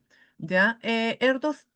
Erdosteína tiene un perfil de seguridad establecido y menos efectos adversos que en relación a los anteriores, sobre todo a nivel gastrointestinal, ¿ya? Opción de uso para exacerbaciones en EPOC en pacientes que no pueden usar corticoides o agonistas beta adrenérgicos. Comparado con placebo, este es mucho más efectivo, reduce en un 30% las exacerbaciones de EPOC. Los expectorantes como guaifenesina, bromexina y su metabolito el ambroxol, que es el de uso terapéutico, y ipecacuana ya no se usa mucho, y las sales de amonio. Estimulan el nervio gástrico y estos ya por vía vagal estimulan las secreciones del tracto respiratorio. Fluye la secreción del tracto respiratorio. Todos estos agentes son o tienen una acción antiemética. Otros mecanismos incluyen la reducción de la viscosidad de moco y un refuerzo en el movimiento muscociliar. Algunos estudios revelan mejoramiento del clearance tráqueo-bronquial. Guaifenicina disminuye la tensión superficial y la adhesividad del moco, ¿ya? No debe esperarse respuestas importantes con su uso. Sirve como coadyuvante en la hidroterapia, ¿ya? Antitusígenos, aquí hay, bueno, la tos, que es un mecanismo de defensa cuando hay moco, ¿ya? O cuando hay taponamiento de la vía aérea, ¿ya? Y estas causas no solamente son por enfermedades como asma, enfermedades crónicas, como también se deben al uso de fármacos, al reflujo gastroesofágico, ¿ya? Y aquí encontramos derivados opioides como codeína que tienen una acción antitusígena. Débil clínicamente, no es muy eficaz, pero sí se usa. Desde morfina y metadona son eficaces, pero solo están indicados para tos intratable asociado a un carcinoma bronquial. Dextrometorfano es un derivado opioide. Es un derivado opioide que tiene afinidad por los receptores NMDA de aspartato, ¿ya? Con actividad central, no se comporta, farmacológicamente no se comporta como un morfinano. No tiene respuestas opioides, pero sí puede generar cierto grado de dependencia o en sobredosis alcanzar una afinidad por receptores opioides. Está contraindicado en receptores que reciben inhibidores de monoamino, unos estimulantes serotoninérgicos o antiarrítmicos. Otro es un benzonatato, es un derivado de benzoatos, es un anestésico local que actúa en la periferia, ¿ya? Está ubicado, estos van a encontrar, digamos, receptores en las vías respiratorias, pulmones y pleura, ¿ya? Pero sus RAMs también, si valoramos riesgo-beneficio, sus riesgos superan a los beneficios porque pueden presentarse respuestas a nivel cardiovascular, ¿ya? Y reacciones o está contraindicado en aquellos que tienen sensibilidad a los PAB, a los parabenos, ¿ya? A las personas que son muy hipersensibles a los parabenos, ¿ya? Un tema muy breve y muy ligero que me va a tomar un minuto. Farmacoterapia en la desadaptación a las grandes alturas. ¿Ya? Las grandes alturas, el incremento de la permeabilidad puede generarse, por ejemplo, lo que se conoce como el mal de montaña o el mal de altura, que puede producir edema cerebral, ¿ya? Y a esto se conoce como edema cerebral de altura. Estos casos de mal de montaña pueden incrementar la permeabilidad de la barrera hematoencefálica, ¿ya? Puede producirse un edema vasogénico reversible con incremento, ¿ya? Con un incremento en el cuerpo calloso y en la sustancia blanca subcortical. Incremento de la presión intravascular, incremento del flujo sanguíneo cerebral y la pérdida de la autorregulación de la presión cerebral. Hay factores químicos, sí, óxido nítrico, citoquinas, factor de crecimiento endotelial, juegan un rol, ¿ya?, en alterar la permeabilidad vascular. Sobrevivientes del edema cerebral de altura, ¿ya?, muestran depósitos de hemosiderina en el cuerpo calloso, ¿ya? En estos pacientes, ¿ya?, que revelan ya estos depósitos. Ahora, el mal agudo de montaña, estos es infrecuente, se da o es poco frecuente, pero se da por encima de los 2000 metros, por ejemplo, personas que viajan a Cusco, ¿ya? La incidencia en promedio es de un 25%, se da entre aquellas personas que acuden entre los 2000 y 3000 metros del mar. Por ejemplo, los que viajan de Lima de repente no afecta mucho porque Lima tiene microclimas, ¿ya? Pero aquellos que van de climas muy costeros, muy al nivel del mar, sí. Puede presentarse en ambos sexos y a cualquier edad. ¿Ya? Personas mayores son de más riesgo. El edema cerebral es mucho menor, ¿ya? Pero se da en altitudes entre 3000 a 4000 metros sobre el nivel del mar, ¿ya? Ahora, puede haber un tratamiento conservador y un tratamiento sintomático. El tratamiento conservador puede ser las medidas no farmacológicas como limitar la actividad física y observar su evolución, evitar alcohol, depresores respiratorios por la exacerbación, ¿ya? Eh, por la exacerbación de la hipoxemia durante el sueño y como sintomáticos utilizar analgésicos y antieméticos, ¿ya? Hasta que logran una aclimatación. Es como cuando viajamos, por ejemplo, han viajado a Puno, ya es terrible. Sientes que la cabeza te va a explotar. Tratamientos sintomáticos sí con analgésicos para la cefalea, AINES son de elección, ¿ya? Y algunos antieméticos, inclusive ondansetron, prometacina, que es un antihistamínico, para evitar náuseas y vómitos, e inclusive la acetosolamida, que es un diurético, para reducir el edema. Los síntomas moderados a severos van a requerir medicamentos como acetosolamida, dexametasona, suplementos de oxígeno, terapia hiperbárica y ocasionalmente reducir la altura, o sea, ir en descenso de la altura, ¿ya? Esto sobre todo cuando se sospecha de un edema cerebral de altura, ¿ya?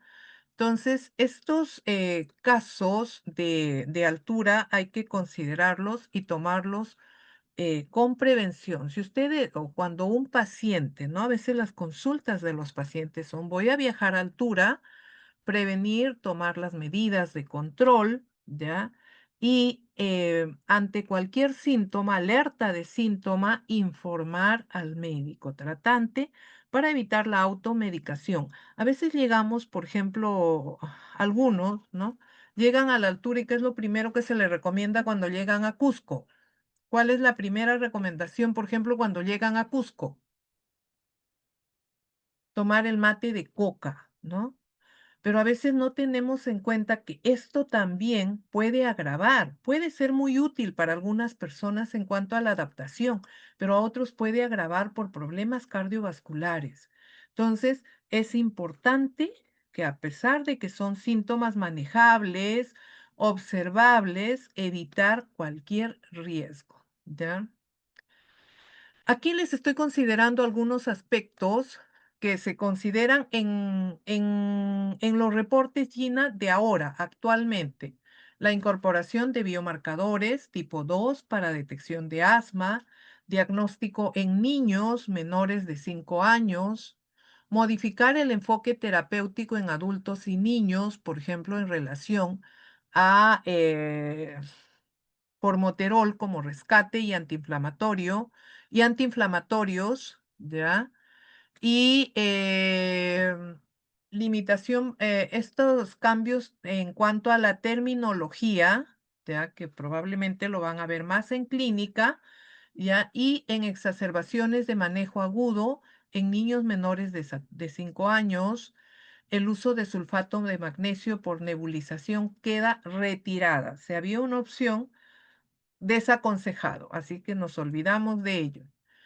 Y se destaca el uso de cuestionarios válidos, sí, es muy importante, la evolución en el concepto de remisión como objetivo intermedio más ambicioso entre el control y la curación, dado el uso creciente de terapias biológicas que están apareciendo. Siguen siendo los glucocorticoides, los antiinflamatorios más útiles en asma bronquial, sí, siguen siendo los más útiles en asma bronquial. Y la definición de asma en esta edición de GINA 2025 no ha cambiado, sigue siendo la misma, ¿ya? Sigue siendo la misma. Entonces, en esta estrategia para tratar asma, recomendar asma, sigue siendo la misma. Muy bien, chicos, ¿alguna pregunta para pasarles la asistencia? Me he pasado 10 minutos, mil disculpas. Ya he tenido algunos, creo que mi internet también ha estado continuo mi internet porque he estado con eh, voy a colocarles la asistencia. A ver, chicos, ¿alguna pregunta hasta aquí? Chicos, Todo voy a claro, dejar de... doctora. No, Todo doctora, todo claro. claro. Ojalá que en adelante vamos a tener el seminario, ¿ya? Vamos a tener el seminario de asma esta semana, ¿ya? Vamos a tener el seminario de... ¿Dónde está la lista?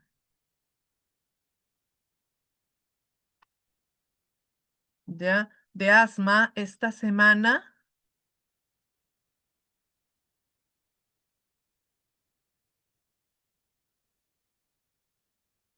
Doctora, disculpe una pregunta. Dime, hija. Con respecto al asma y los factores, ya sea externos o genéticos, em, cuando una persona tiene asma, pero ya ha habido antecedentes familiares, o por ejemplo en los casos cuando la persona se recupera, o sea, luego ya no. Ya. Principalmente se da eso en niños, ¿no? Pero a lo que me refiero es que eso sería por factores externos solamente. Eh, no, también factores endógenos. Recuerden que el asma, ¿ya? El asma es de carácter multifactorial y poligenético, ¿ya?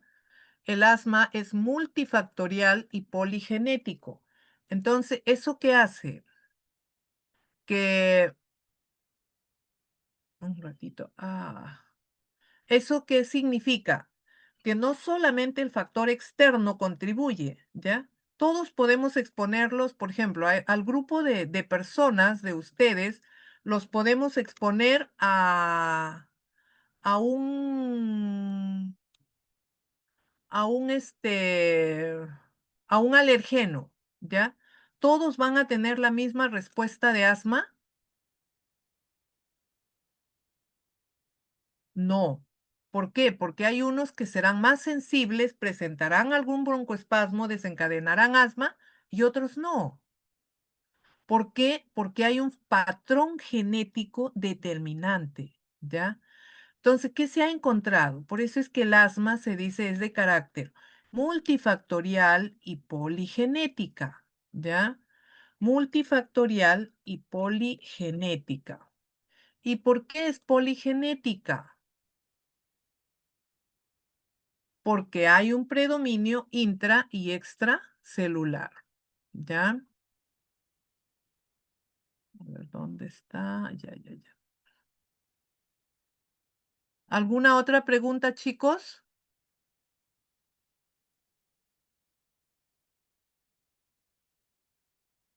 Hola,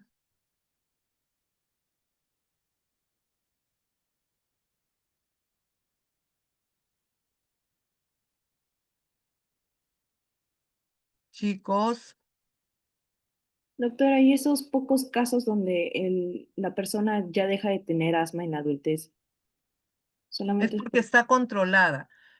Ahí, mire, el asma, en cuanto a las técnicas de uso de inhaladores. Ya. Sí, es importante. A ver, un momentito, respondo a la niña. Mire, eh, cuando hay diagnóstico de asma en niños, ¿quiénes tienen mayor tendencia? O sea, ¿cuál es la población más sensible a desencadenar asma? ¿Niños o niñas? Son los niños, ¿ya? Más que niñas. Pero ¿qué nos reportan estos estudios? Dice que los niños, cuando llegan a la adolescencia, el asma desaparece. Y muchas veces en niños que su asma ni siquiera ha sido bien tratada, ¿ya? Entonces, que ha sido mal tratada, ¿ya? Eh, mm,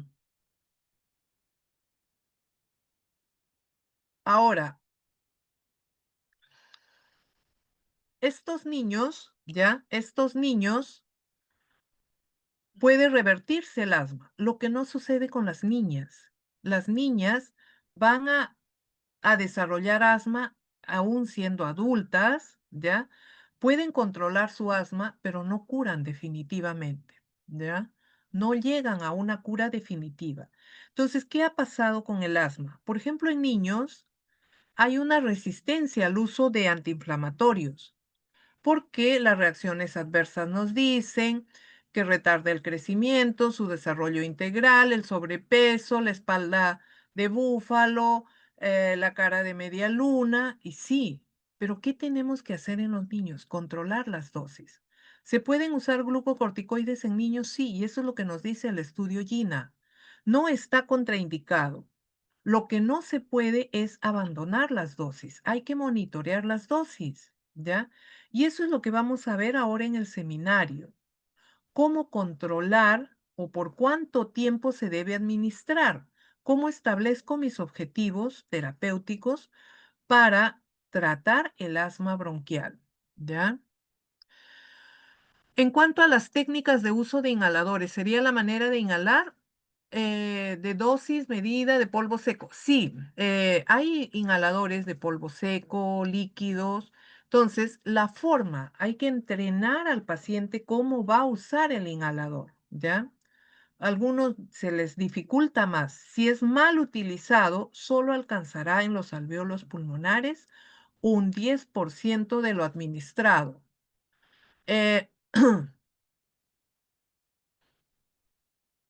Eh, entonces, hay que enseñar, entrenar al paciente cómo usar el asma e inclusive hay algunos tutoriales de cómo manipular el asma. ¿Ya? En adultos es mucho más difícil. A veces los niños tienen una mejor adaptación para el uso de inhaladores. Darle un inhalador o prescribir un inhalador en un adulto es de más dificultad, tienen menos flexibilidad para usar este tipo de dispositivos. A ver, doctora, si, el asma está controlada en la etapa adulta, mientras va avanzando los años, ¿puede volver a tener episodios? Sí. Recordemos que el tracto respiratorio, o sea, además de los factores externos, también están involucrados factores emocionales, ¿ya? Entonces, puede presentarse algunos episodios. Entonces, tenemos que orientar al paciente a llegar a un estadio que minimice el uso de fármacos, que tenga como criterio, ¿ya? Usar el inhalador cuando haya o cuando aparezca un broncoespasmo, cómo actuar, cómo debe ser esta eh, administración vía inhalatoria, sobre todo de un agonista beta 2 como es salbutamol de acción corta. Recordemos que los agonistas beta 2 de acción corta tienen un margen terapéutico estrecho, ¿ya? Su margen terapéutico es estrecho, entonces a veces no evidenciamos las RAMs y vamos a evidenciar efectos tóxicos como las arritmias, ¿ya? Inclusive un shock cardiogénico. ¿Qué cambios farmacodinámicos explican una menor respuesta a broncodilatadores en EPOC? Eh, comparado con asma. Lo que pasa es que el EPOC, ¿ya? La obstrucción es mucho más severa, ¿ya?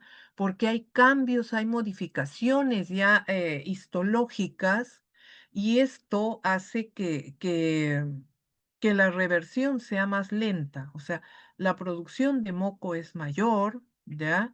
Entonces va a requerir un manejo ya clínico y donde el fármaco o los fármacos de elección son los anticolinérgicos. La causa de EPOC, como hemos visto, la causa principal es el humo de tabaco, ¿ya? O sea, en fumadores crónicos van a presentar EPOC, ¿ya? De que esto llegue a ser un enfisema pulmonar, inclusive una fibrosis pulmonar, ese es el riesgo, ¿ya? Ese es el riesgo de EPOC, ¿ya? ¿Puede tratarse? Sí. ¿Es poco probable la reversibilidad? También. A diferencia de asma, que es más controlada, tenemos más posibilidad de que el manejo sea con o con un fármaco o con una menor dosis de un antiinflamatorio como es un glucocorticoide por vía inhalatoria y un control sintomatológico sin uso de fármacos, ¿ya? A diferencia de EPOC, que hemodinámicamente siempre va a requerir un tratamiento farmacológico, un control clínico muy bien monitoreado, ¿ya? Entonces, aquí hay cambios en la estructura del tejido. Podemos decir, en asma también se ha encontrado alguna remodelación de la vía aérea. Sí, es probable, pero con EPOC esto es mucho más evidente. ¿Ya? Bien, ¿alguna otra pregunta, chicos? ¿Ya se anotaron? A ver, ¿ya se anotaron? Doctora, ¿mandó el link del Excel? Sí, lo he puesto. No, no hay No lo han... nada, doctora. ¿Cómo que no hay No se ve nada? el link. No, no hay nada. Ay, creo que solo le he mandado... Uy, Dios, voy a ponerlo a todos. Creo que lo he mandado solo a uno de sus compañeros. Ah, Uy, estás no. poniendo solito, Ya, solito ahí. ahora creo que solo se lo he enviado a uno. Oh, discúlpenme, chicos. Creo que solo le he mandado a un alumno y no me... Ya se ve. Sí, creo que solo le había enviado a Fabricio. Ahora sí, ya. Discúlpenme.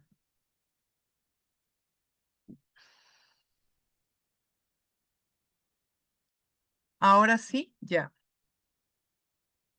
Ya les envié el enlace. Ahora, si vemos en asma, dentro de los broncodilatadores, tenemos a los agonistas beta 2, ya, de acción corta, de acción prolongada, las metilsantinas, perdón, Y disculpe, pero me pide permiso para poder... tienen que voy a ingresar con su correo institucional, hija, ¿ya?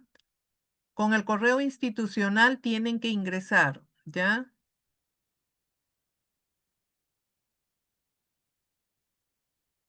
¿Quién le pide permiso? A ver, voy a verificar.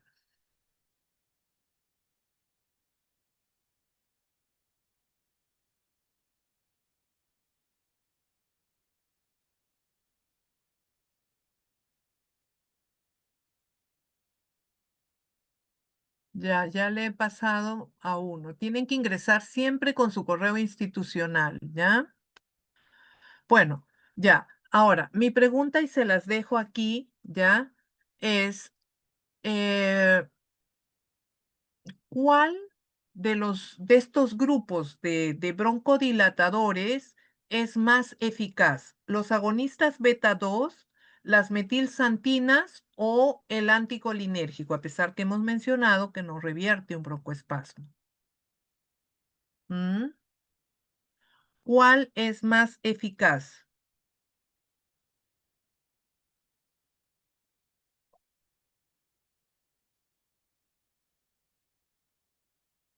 ¿Mm?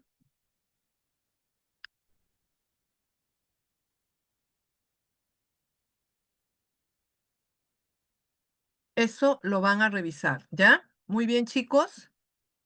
A ver, lo voy a dejar 2 minutos más. ¿Todos se anotaron? A ver, voy a visualizarlo. Doctora, ¿puede repetir la pregunta? Por favor. ¿Cuál de los agonistas beta 2 tiene una mejor eficacia broncodilatadora? ¿Ya? ¿Cuál es más eficaz como broncodilatador? ¿Los agonistas beta 2, las metilsantinas o el bromuro dipratropio? Por favor, no borren a los otros, ¿ya?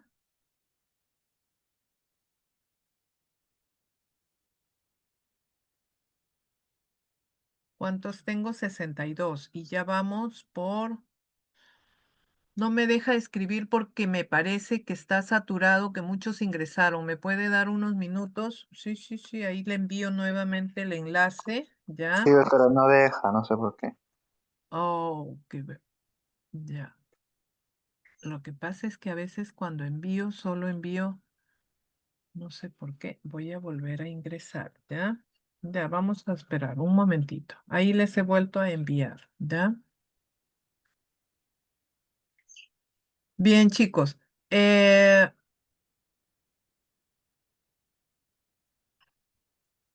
última parte del mal de altura es un tema que lo hemos incluido en estos últimos 2 semestres,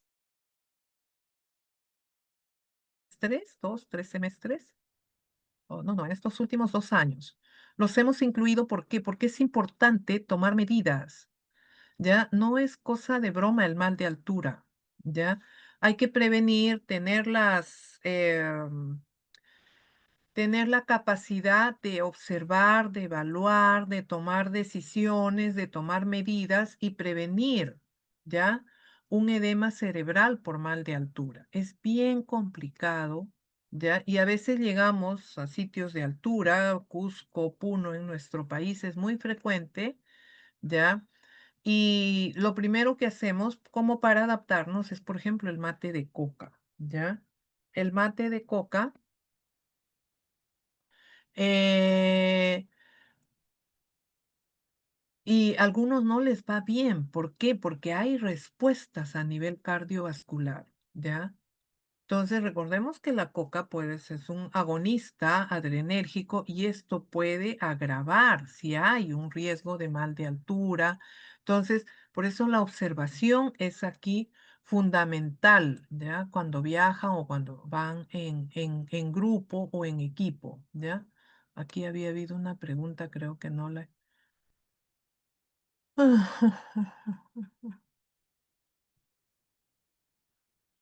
¿Ya? Y el otro, pues este es un, digamos, un tema especial porque la vía inhalatoria es una vía que poco la hemos tocado, ¿ya? Ahora, en muchos casos, en el régimen de administración no varía en relación a una vía sistémica. ¿Y por qué? Porque si bien es cierto, alcanza concentraciones inmediatas y actúa en alveolos pulmonares cuando administramos el fármaco por vía inhalatoria, pero gran cantidad del fármaco se deglute, llega al hígado, se metaboliza y alcanza concentraciones en sangre, ¿ya? Y esto hace que haya una respuesta tardía. Entonces, es por eso que su régimen de administración no varía como si se administrara por una vía sistémica, ¿ya? Ahora, la diferencia, si hay un broncoespasmo para una respuesta temprana, para revertir un broncoespasmo agudo, que es lo que caracteriza al asma bronquial, ¿cuál sería el fármaco de elección? ¿Y cuáles serían los fármacos de uso profiláctico? Eso es lo que vamos a discutir, vamos a definir en el seminario, ¿ya? Muy bien, creo que ya hemos terminado. Yo agradezco su paciencia, su consideración por la demora, ¿ya? Pero no podía dejar, tenía en mente que solo era asma, ¿ya? Entonces, es mucho más ligero desarrollar la clase de asma, pero cuando ya he incluido este tema de mal de altura, me parece bastante interesante, ¿ya? Y que ustedes lo tengan claro, sobre todo el seguimiento, cuál es el tratamiento sintomático. Bien, voy a detener la grabación. Muchas gracias, chicos. Buen día.